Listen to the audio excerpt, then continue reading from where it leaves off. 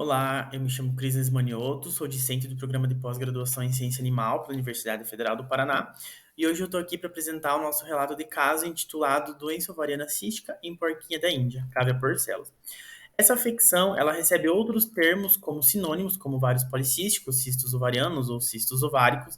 É uma afecção frequente, diagnosticada em fêmeas das mais diversas espécies, como bovina, equina e até mesmo os roedores, como os porquinhos da Índia, e ela recebe uma classificação de acordo com a sua natureza anatômica. Quando localizadas no tecido ovariano, chamam-se cistos ovarianos, e quando localizadas próximas e adjacentes aos ovários, cistos parovarianos.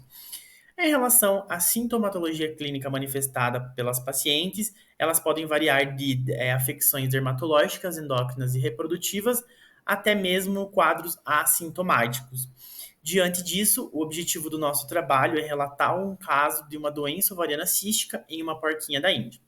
A nossa paciente, uma porquinha da Índia, fêmea de 4 anos, chegou para atendimento após apresentar um aumento de volume em região lombar e membro pélvico esquerdo, dor e claudicação.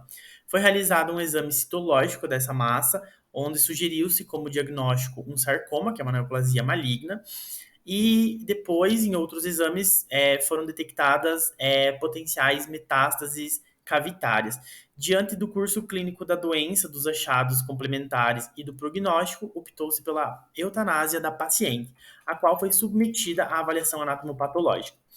Na avaliação macroscópica, constatou-se uma neoplasia condizente com um quadro de osteosarcoma extraesquelético metastático no tecido cutâneo do membro e do lombar, com os sítios viscerais alvo, e de forma incidental, na avaliação macroscópica dos ovários, constatou-se a presença de múltiplas estruturas císticas, como demonstradas pelas setas, as quais exibiam aspecto flutuante e eram repletas por um líquido seroso e translúcido.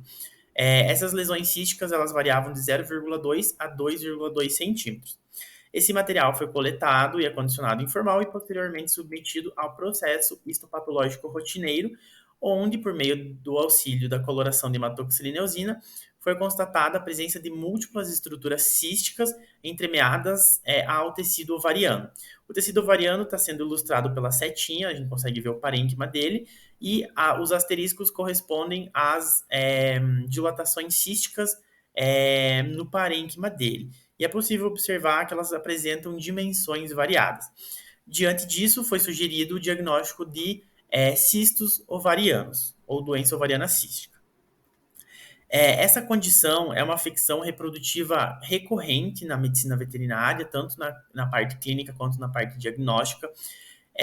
Trabalhos apontam que nos exames pós-mortem desses animais, das porquinhas da Índia, chega-se até 37,4% dos casos de identificação e diagnóstico dessa condição, mesmo que de forma incidental, como observada nesse caso, e a avaliação do quadro clínico geral é extremamente importante, porque muitas vezes ela se apresenta de forma silenciosa, como a gente pode observar aqui.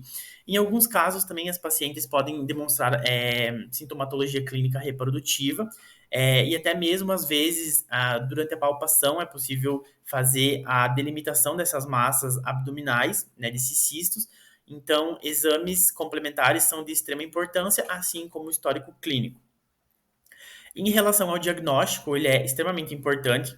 Ele pode ser realizado por meio da avaliação ultrassonográfica, onde é possível fazer a delimitação dessas estruturas císticas no tecido ovariano ou adjacente a ele. E, diante disso, é possível tomar medidas clínicas ou cirúrgicas adequadas para o caso. Muitas vezes, fazer a remoção cirúrgica desses ovários acometidos, né? Então, a avaliação macroscópica é possível ver nessa imagem ao centro essas dilatações, essas cavitações no tecido ovariano.